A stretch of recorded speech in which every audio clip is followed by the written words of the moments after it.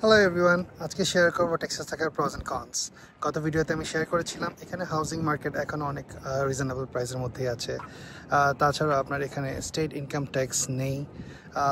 Sales tax যদি ধরেন 6.25 state sales tax, আপনি লোকাল সিটি হলে আপনি 2%-এর বেশি চার্জ করতে পারবেন না, সেক্ষেত্রে আপনার 8.25 সেলস ট্যাক্স হচ্ছে, যেটা মোটামুটি অন্যান্য স্টেট কম্পারেটিভলি লাইক লো। তাছাড়াও আপনার এখানে স্কুল ডিস্ট্রিক্ট অনেক স্ট্রং, সো আপনার বাচ্চাদের আপনার স্কুলিং দেওয়ার জন্য অনেক ভালো একটা হেল্প করবে।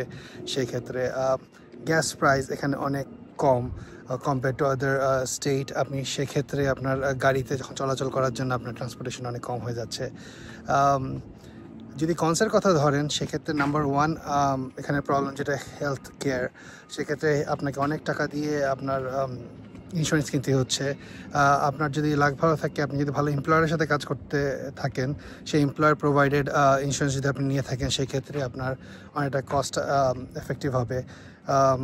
তাছাড়াও যদি কনসের কথা আরও ধরতে চান, weather is one of them. আপনার কাইন্ড অফ রোলার কোস্টার। আপনার শীতের সময় প্রচণ্ড শীত এবং গরমের সময় প্রচণ্ড গরম।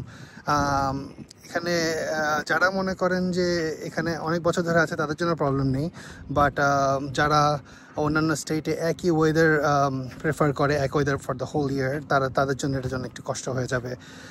ট্রান্সপোর্টেশনের কথা আমি বললাম, গ্যাস প্রাইস অনেক cheap, but in the mean time আপনার পাবলিক ট্রান্সপোর্টেশন এখানে অনেক কম আর কি, সেক্ষেত্রে গাড়ি থাকা মাস্ট।